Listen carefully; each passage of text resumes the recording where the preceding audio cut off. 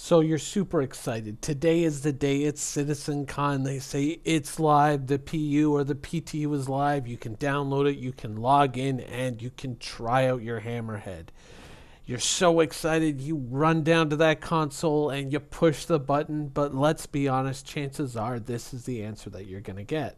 All of our landing areas are currently full. Please hold for assignment.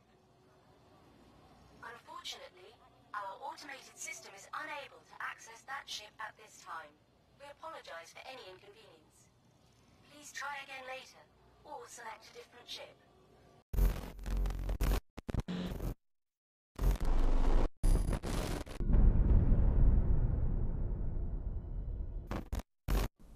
You know it's true. You know that that's exactly what's going to happen. But it's not entirely a bad thing. It really isn't. Now, some people have asked me, how come we never see your reclaimer? You were like, oh, super excited to get the reclaimer, and I was. And it's like I'm still happy to have the reclaimer. It's something that I continue to kind of look at and evaluate when it works. But the reclaimer has a problem where, like a lot of ships in Star Citizen, a lot of ships will continue to have. It's not saying the game, oh my god, the game is terrible, but we know that many of the ships are going to come in. They're going to be somewhat broken, somewhat incomplete. Of course, there are systems like the mission system, which are sporadic in their functionality. There are plenty of things that don't work. Now, the difference with the Hammerhead, I think, one of the big differences is going to be the Reclaimer came out before salvage was a thing in the game. Originally, there was intended to be some form of salvage around the same time that the Reclaimer came out. However, that has steadily fallen backwards on the production schedule, so that is something that we're still waiting to see. And so that has kind of left the Reclaimer in the position of being kind of a dead ship. And I don't want to, not in a bad way, like, oh, it's pointless. Right now, yeah, but there is going to be a system that fleshes that out. The Herald, once again, is a ship that has that issue. The Hammerhead, though, is something that's different because they are building combat missions around this. It uses the existing combat mission kind of architecture, I guess you could call it, to build that ship's role in the universe around the same time that this ship arrives. So the ship will have something to do along with those functions, whereas something like, let's say, even the Starfarer refueling, where is it, right? So I think that even though we know that the Hammerhead's going to come in and it's going to be buggy, and there are going to obviously be issues, and I think turrets are going to be something that is going to be hotly debated when that ship comes out, because let's be honest, it's not going to be something that's entirely dialed in, and we know that there's big flight engine changes coming, and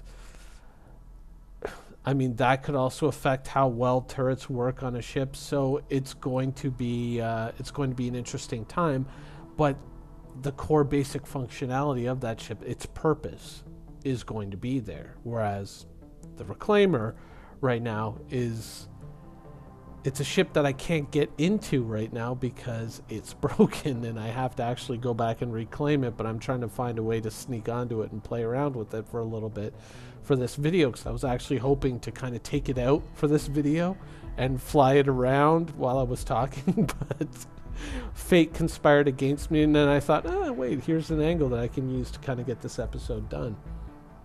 Yeah, the Hammerhead is going to have its combat rule in the universe. It's going to be there. So I think it's going to be a ship that is going to be better off. I think one of the bigger questions around it is, are they going to let the pilot operate the guns remotely in any way like we could in the Reclaimer? Once again, something I would have loved to have shown if it worked, but unfortunately, that's an interesting question. Will we be able to remotely operate the guns, or when are we going to see that type of functionality come in at some point? We know it's going to have something to do with having NPC crews and possibly being able to slave guns, but technically we already see some layer of that in the game already. If you get the pirate mission to go shoot down the Starfarer, its turrets come alive and kind of shoot at you, and I wonder if we're not going to get some basic kind of functionality like that in the Hammerhead initially, something like that, or is it going to be something where it's going to be like, nope, you got to get your friends together, you got to get some people off the server, get together, get in the Hammerhead, fly it around, and then you can go and do your combat missions. Now, one of the interesting things that could be brought in along those lines, something that may not be too difficult to implement, but once again, you know, we never know, but some type of functionality that allows you, like a beacon that you can create at a space station like Olisar, something like that, where you can amass a ship's crew and you agree to pay players X amount of credits per hour that you have them in your crew. Now, obviously that would require some UI changes and some stuff like that, so it could be something that would require a little bit more than just, you know, a couple of little tweaks to the code to implement, but something like that, some type of functionality like that that allows you to amass a group of people and then compensate them for working on your ship, I don't think would be a bad idea, because it would kind of help us navigate the future of what it's going to take to maintain a ship. And so when we kind of look at a cost analysis versus, you know, a benefits, you know, like what are we getting from these missions versus what is it costing us to realistically accomplish these missions and accomplish them, not just like barely dragging ourselves across the finish line, but being able to do them in a way that's, you know, profitable and enjoyable. I think having a functionality like that in games sooner rather than later, especially around ships like the Hammerhead, would be a good idea, because once again, it would help us define what the day-to-day of that ship is going to look like and allow us to price things, not only, you know, the objects that we're going to need to maintain our ship, but also what the reward should be when we're operating that ship, and what the trying to nail down what an effective compensation scheme is for other players that makes it feel, you know, just as rewarding or close enough to just as rewarding as they could earn on their own. That makes it, you know, along with that financial compensation, enough of a rewarding experience that they would actually seek out to do this repetitively, rather than just say, I'm just going to go do my own thing. You've got that ship. You got to figure out how to operate it. It's your problem now. Whereas if you can kind of get into finding a space where everyone is kind of like there for their own benefit, but for yours as well, and kind of see how that's all going to fall together, that would be a good idea to see something like that in game, you know, fairly soon, because it's not just the Hammerhead. There are many other ships like this one, once it gets salvaged, or once I can get into it, that would benefit from being able to kind of see these things as well. Ultimately, I think that arguably, you know, combat ships have always had their, you know, their role within the universe defined and kind of fleshed in. And it has only become more so over time. You know, the missions obviously have gotten a lot more complex. I mean, even going back to the 2.0 and up to 2.63 series of patches, things have advanced quite a bit. I mean, there's obviously still kinks to work out, but things have moved along quite nicely. And even though the Reclaimer and the Herald are more or less dead ships in the universe right now, with the Prospector and with mining, that means that when the Orion arrives, chances are we are going to have a much more fleshed out version of mining for when that ship arrives. And so we are kind of transitioning into a period which is better overall for the ships that we want to play, even though they may not yet be delivered.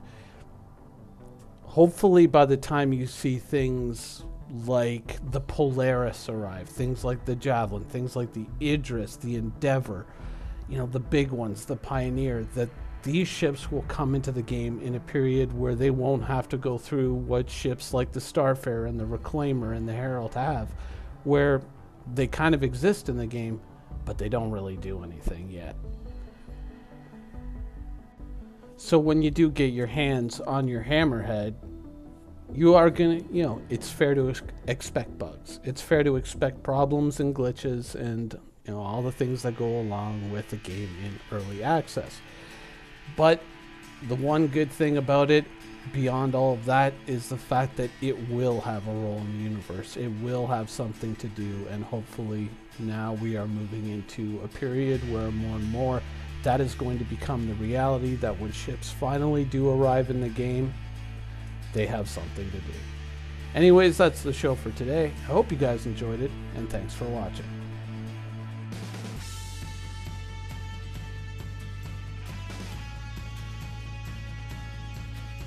Thank you for watching. So if you want to keep up with the latest and greatest in Star Citizen and Squadron 42's development, please follow us on our social media channels. See you soon.